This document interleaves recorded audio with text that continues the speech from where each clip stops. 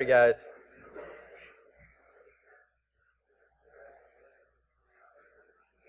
Ready? All right, let's get this going.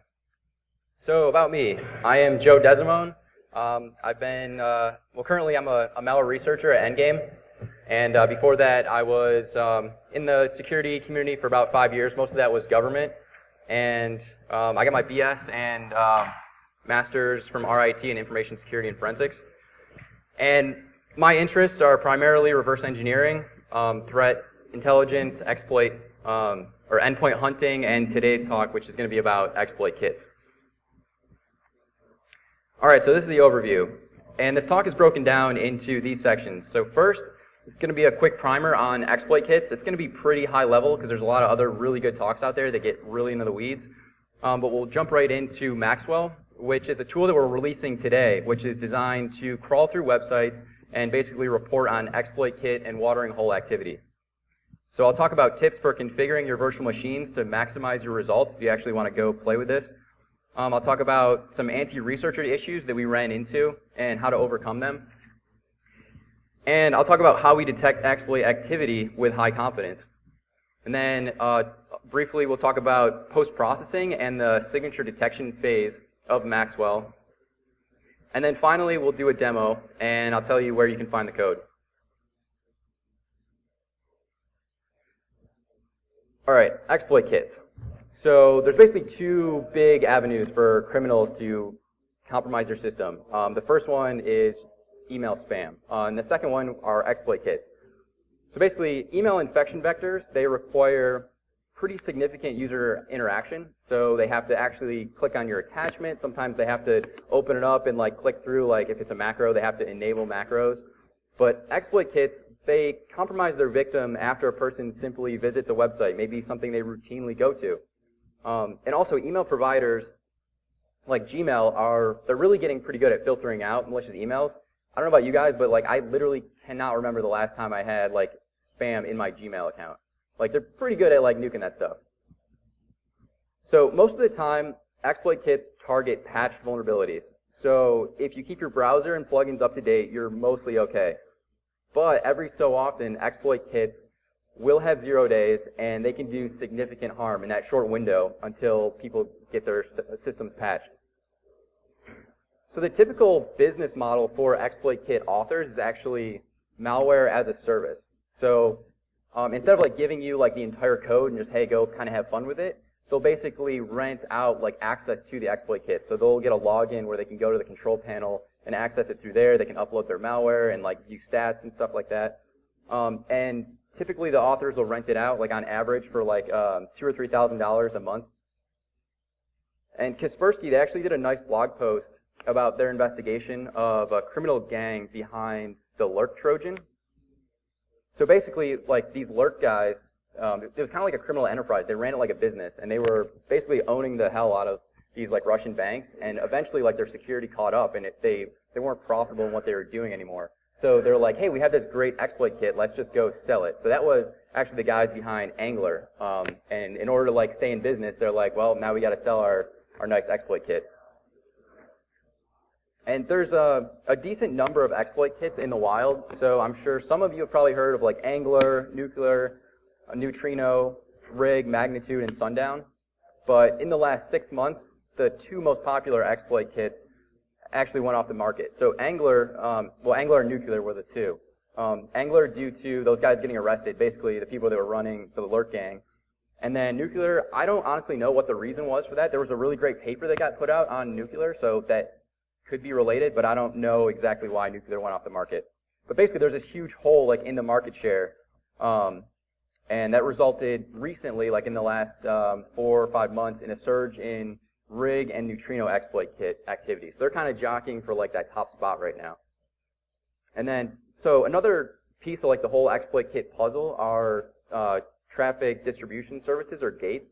So basically, these are other groups of criminals. Sometimes it can be one and the same, but they go out and they try to compromise as many websites as possible. And once they're compromised, they can inject iframes into those websites. And they can basically, if you're a user of an exploit kit, you can pay these guys and say, hey, drive a bunch of traffic to my exploit kit. So they'll temporarily just start redirecting those compromised websites, and you get a bunch of traffic in, and that'll drive up the number of infections you're getting, like as a user.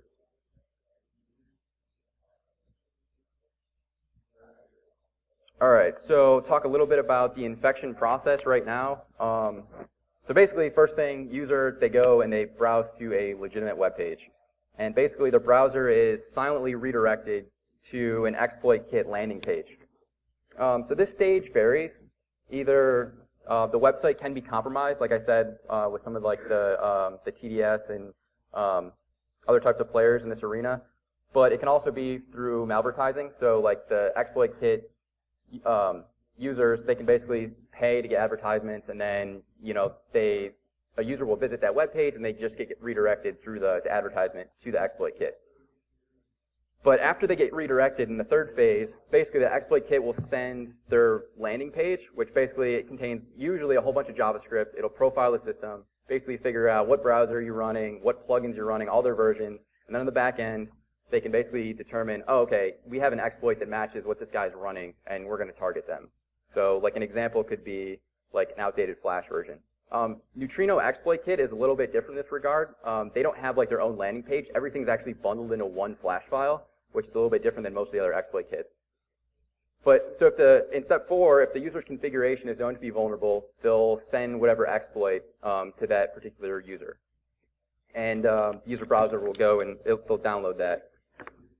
So in phase 5, basically that either that Flash, Silverlight, maybe it's an IE vulnerability, whatever it is, that it'll run and gain code execution on that box. And the next step would be to actually download the payload. So this would be kind of the final step. After the exploit gains code execution, it'll go, usually beacon back to the exact same server that did the landing page. It's very rare that it would go somewhere else. But it'll basically go back to that server and say, hey, give me the payload. And pretty much always it's obfuscated in some way, either XORed or RC forward or some other technique. And that payload can be a variety of things. Most commonly now is ransomware. It's probably by far like the most commonly used payload. But it can also be like banking Trojans, some like click fraud type or other malware. But if you're interested in like very low level details, that paper I kind of mentioned earlier, Checkpoint put out like a super in-depth paper. It was actually 2 parts on nuclear exploit kit. So it's 3 and 4 in the references. I would go, if you really want the ins and outs, go read that. So even though nuclear like isn't active right now, it still applies like all the other exploit kits. So it's a great paper. I would recommend if you're interested, go read that. All right, so here's kind of the problem. So how do we actually collect information on these exploit kits? So let's say you're interested in exploit kits and you want to track like their latest activity. As a blue teamer, maybe you want to do it to test your own defenses against like the latest and greatest threat that's in the wild. As a red teamer, maybe you want to do adversary emulation. So you actually want to like grab one of these big name kits, you want to repurpose it and test it against your customers. But how would you actually go about collecting these samples? So if you work for like a large enterprise, it's pretty easy. Your fellow employees will happily browse to the web and find their way to exploit kit activity. And as long as you have decent like snort signatures or something at the gateway, you can use your own kind of fellow employees to, collect new samples and do your research that way. Now, if you're like an AV or endpoint company, it's also pretty easy. You can collect telemetry and, you're going to know like where these people are going to and how they're getting popped. So you're always collecting stuff. But what about like the rest of us here? Like how do we collect this without really knowing much about, like without a signature, how do we do that? Well, that's where MAXWELL is going to come in. So it's basically a high interaction honeypot system, and it's designed to just continually crawl through the web, and it'll find active exploit kit or watering hole activity. So this is kind of high level. Basically, MAXWELL, it's automated. It goes, you basically queue up as many websites as you want, and it'll basically use like full virtualization to open up Internet Explorer, whatever browser you want. But it can detect with high confidence when malicious activity actually occurs. And then it'll automatically save off the PCAP that's associated, and it'll start doing some like initial automated analysis on it to figure out which exploit kit was responsible, like what IPs, what domains are involved, and more. All right, now I'm going to start kind of talking a little more in the weeds about MAXWELL's architecture. So really it's broken down into these 4 main components. Basically inside the virtual machine, there are Python scripts and an instrumentation library for collecting data. And then outside of the VMs, there's some other, like there's a controller script to manage VMs and jobs, and then there's also a result collection script to actually process the data that comes out of the VM. It's really kind of purpose-built. I didn't want it to be, too complicated. It's not a whole lot of lines of code. It's very specific for this job. So I know there's a lot of sandboxes out there, but, it's easier to understand than if you try to dig into maybe some other exploit kits that are, tens of thousands of lines of code. And I also had some awesome input. So Endgame has some sweet DevOps engineers, and they're basically when I started there, they're like, hey, I had this idea, no, you're doing that all wrong. You gotta bring the DevOps with you. So that kind of bled into the design. And if you really want, you could scale this out, this architecture out to hundreds or even thousands of machines, no problem. All right, so this is kind of a diagram overall of how we design Maxwell. It's super high level, but you can kind of see. Well, first I have no gift for doing diagrams. This is literally Visual Studio icons from the 90s. But basically, you got the central server there, this is kind of like the conductor, the brains of the operation. So the way you have it set up right now, it'll connect into a vSphere server. Now you could easily drop in other, you could modify the code to change that to do VirtualBox or some other type of virtualization software. But basically, it'll connect in there and use that to spin up and down VM. And then events will stream directly out of the virtual machines directly to a RabbitMQ server. And then also on that central server, there's another script running that'll basically consume those events. And it'll basically monitor and wait for something malicious to happen. And if it is, then it'll shove it off to Elasticsearch as kind of the back-end permanent storage of malicious artifacts.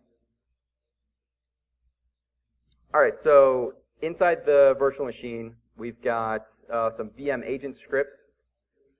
So this is a really small Python script. It just sits there, it listens, it waits for a job file to be sent into the virtual machine, and it reads it, and basically it's the high-level configuration, what is this job going to do?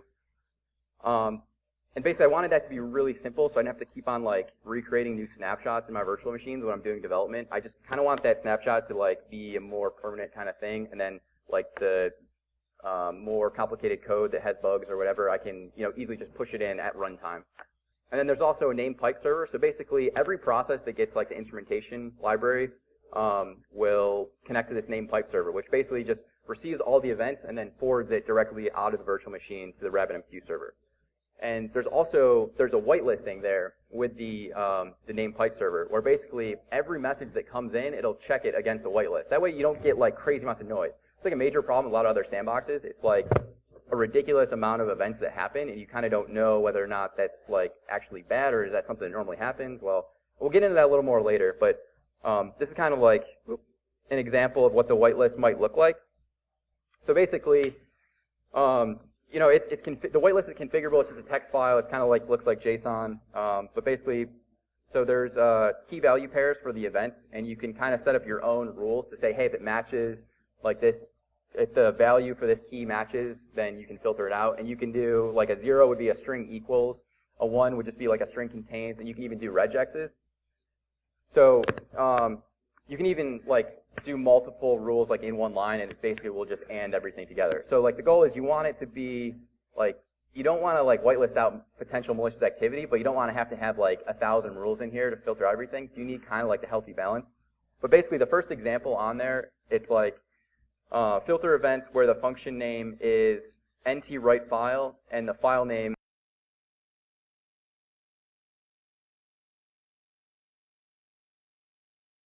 Hi folks, I'm Geek here. Unfortunately, once again, the Avid Medias have caused me more pain in my life and are the bane of my existence. So we will actually have the audio to about the 21-minute, 50-second mark. I apologize for the inconvenience, but the talk will resume then. Sorry.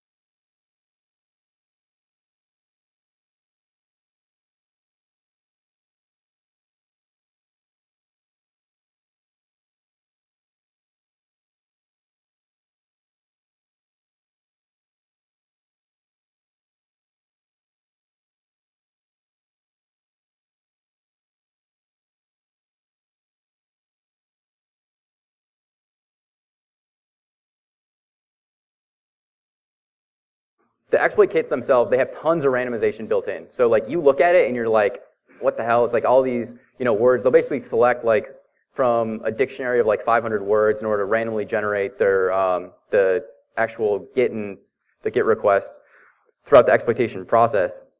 But what I'd recommend is taking certain samples across a period of time and just trying to figure out what's common, because they do make mistakes and there are things that are common, and I'll talk about that a little more.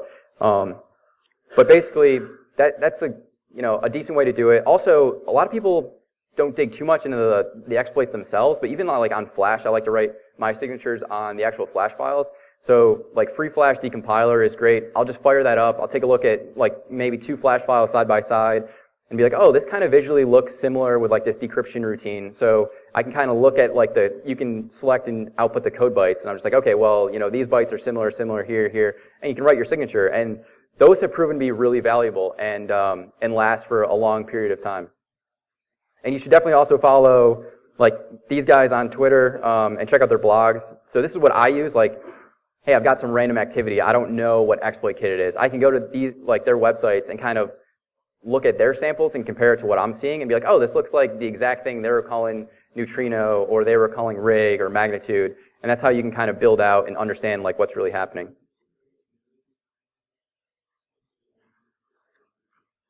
All right, so putting it all together, how do you actually take this code and make some use out of it? Basically, first step, get your infrastructure up and running. So like I said, we use vSphere. There's really no reason that you can't even like put this on some cloud architecture somewhere. Just probably be aware of like whatever terms of service you're running for that cloud provider. RabbitMQ and Elasticsearch are super easy to set up, so I'm not really going to go into the details. I will say that I like Ubuntu. I use that for the controller server. But I guess we should probably talk about like what websites to actually push into this thing, what to queue up. And a surprisingly effective technique is actually I take the like Alexa top 25,000, 100,000 domains, and I'll just shove them in there, and you will find bad stuff. Even if you have like 3 or 4 VMs running, you can find stuff. And a trick to kind of like accelerate the amount of websites you can go through is just, you can do like 5 websites for each job that you run. So instead of just think of the virtual machine running, IE opens up, it's sitting there for a timeout period, and it closes out. You can just open up 5 websites, and then you're getting 5 times basically the throughput on the number of websites you can analyze. The only problem with that is, once you get the final output, you're like, okay, one of those 5 websites is bad, and you kind of have to manually go through the PCAP and figure it out. Or if you have a super good anonymizing service, you can just resubmit each 5, and then because you get re-popped with your new IP. But it's probably also a good idea to like revisit old websites that like once you find something that are popped, because a lot of times if they're compromised, like they'll keep on serving exploits for days, weeks at a time. I mean, like the back end, all the infrastructure is changing, but like what they have compromised doesn't change. All right, now I'm going to try demo. So I do not believe in the demo god, so I did a video.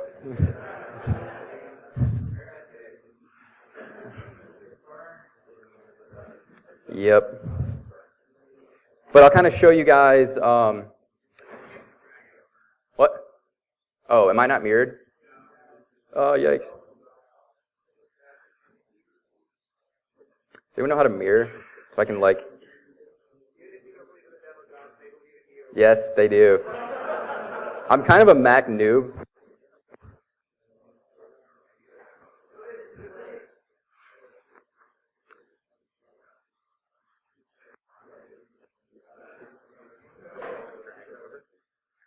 Yeah.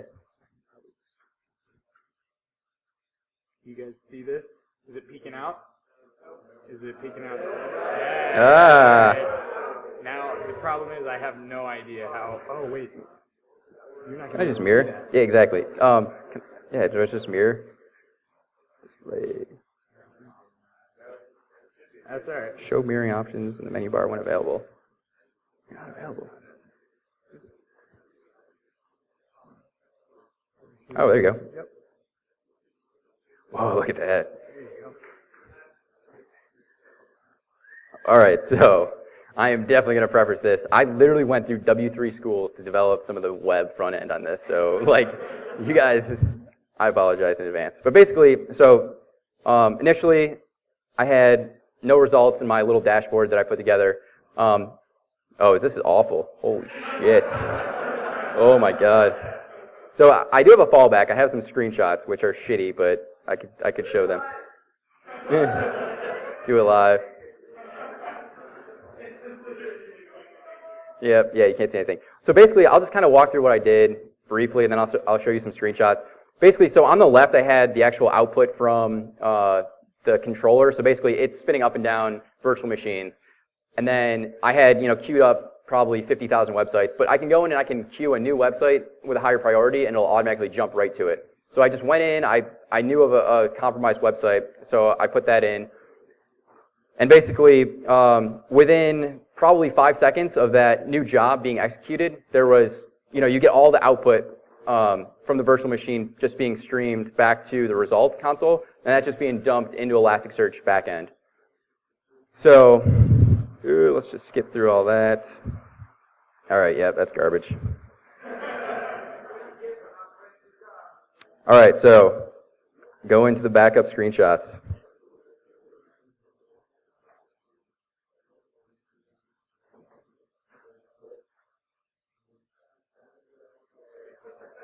Oh, fuck.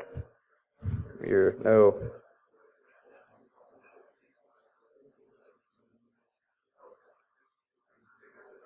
Alright, can you guys see this? Alright, can you guys see this? Alright, so I'm going to try to do this from memory, but, because I can't see it at all. So basically, actually we'll start with this, post-processing. Is that right? Alright, so this is kind of like post-processing output you get. So this one actually hit on an afraid gate signature that I had. And it'll show you like the IP that it received it from. And it'll even, I just kind of do like a grouping regex. So afraid gate, basically they do like a document write. And for whatever reason, like their iframe, they have like they'll do an I plus frame. So I just have a signature written for that. So if I ever see that in the PCAP, then I just pull out that whole thing. I'm like, boom, afraid gate. And then for Neutrino, like they do, for whatever reason, their user agents they use are always Media Center PC. And it's been like that for as long as I can remember. I don't know why. It's super easy to signature. How many people, yeah, go ahead.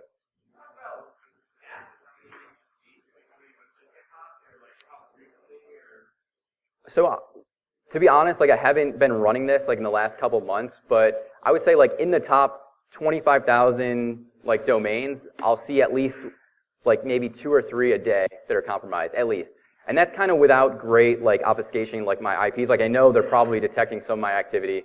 So there's probably more than that. But I mean, there's pretty popular websites sometimes get popped and they're detected by this. So it's, yeah, does that kind of answer your question?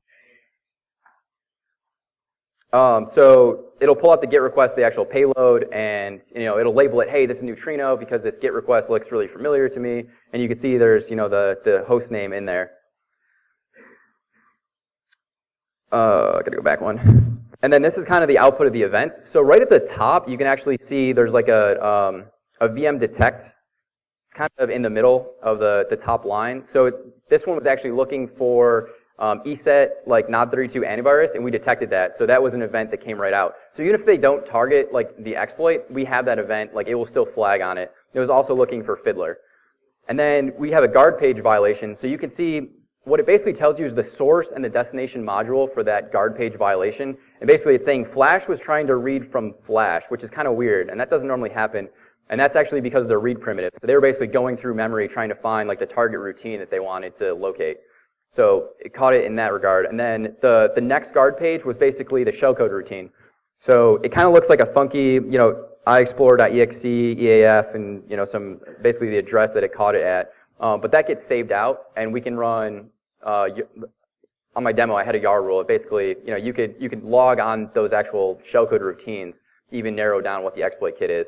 And then after that, you can see, since this was Neutrino, what Neutrino really likes to do is they'll basically just create a new command process, and they'll echo like this giant command to a new script, and they'll basically execute WScript on it, and that's what actually goes out and downloads the payload. And the payload is also RC4 encrypted. So in both that echo event and in the create process before, you can see the RC4 key that they actually use and the full URL that they use to pull down that payload. So you can take that, you can decrypt that payload if you want. This was actually like the 3rd time I ran this, and for whatever reason it like crashed or something, but this was actually Locky ransomware. So on the other 2 runs, when it would run, you'd basically get So there's like 60 events that kind of occurred through this. But when Locky or something runs, it just like hammers the crap out of the VM. There's like 600 events. Basically, you can see it going through, encrypting all the files, like adding, this was a ZEP2 variant of it, so you can see all the file name extensions, basically. Generally, you can tell something went horribly wrong. And it's probably worth mentioning, and I don't know if I mentioned this, but one of the design decisions was to not basically have all the events like accumulate in the VM and then pull them out after the job is over. Because if you have some really nasty ransomware that like destroys your VM, and this totally happened to me, then you lose like all your analysis. So basically what you want to do is, as things are like, as the events are happening in the virtual machine, you want to be saving those off and just streaming them out. So even if the whole thing falls over, you still at least got up to that point of events in order to figure out what the heck happened. So yeah, I think that's probably good for the demo, or lack thereof. So kind of in summary, so Maxwell, so we presented here, it's basically a system. It allows you to crawl through the web in a fully automated way. It can do detections of exploit kits. Watering holes too, I would say, if you're a really sophisticated adversary, like you're not going to be blacklisting, you're going to be whitelisting your targets. So like you'd want to run this on your corporate network or route the traffic through it, so that if someone was going after, like your enterprise, then you'd still catch that activity. But also, if anyone in the audience, like if you thought this was cool, have any ideas like how we could improve it, or want to like collaborate on stuff, then hit me up after the talk or send me a message on Twitter. I'd definitely be glad to hear from you. And kind of for the red teamers, I know it's a red team heavy audience. If you don't have like web exploitation in your bag of tools, you might want to think about doing it. It could be a good wake-up call for some of your customers. If they're not the best at patch management, you can catch them off guard with one of these payloads. And you could say, hey, like we popped you with, repurposed neutrino or repurposed rig. Like you could, like this is like really bad. This could have been Locky ransomware, and you guys would have been boned. So it kind of be like a, important thing to show your customers. Like you guys should really update your stuff. And the code, I'll be posting it today. It's basically on our Endgame GitHub account, and it's going to be MIT licensed. You can pretty much do whatever you want with it. And here's some references. So definitely standing on the shoulders of giants out there. There's a lot of really good work done in this field. Palo Alto, Kaspersky even, Checkpoint, Malware Don't Need Coffee, Malwarebytes, Trend Micro, Twitter guys on there. So thank you to all these people that helped me out. And some image credit. Questions? Yes?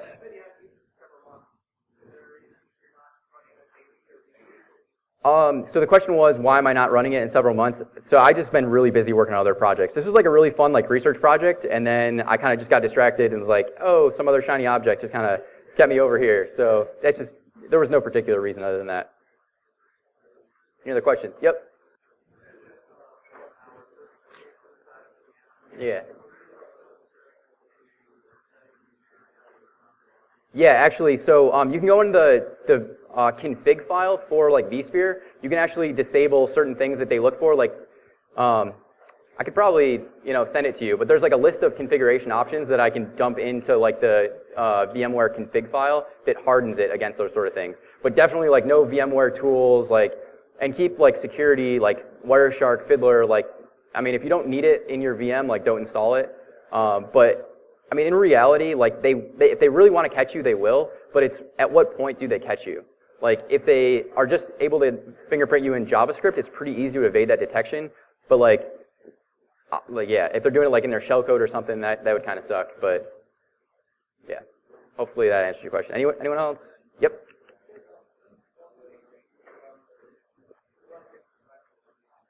Yep.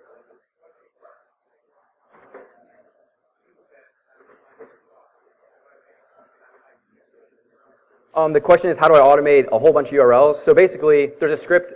You can literally give it a text file and say, hey, like, here's a text file with like a list of websites, and it'll just add it into the queue. And you can have like your army of like 20 virtual machines that'll just start pounding on that. Yeah, they published, it's old, but they published their top 1 million domains. So you can go download that. Some of the websites like aren't even legit anymore, like they don't load, but I use it and it works. So yeah, it's freely available though. Thank you. Anyone else? Thank you.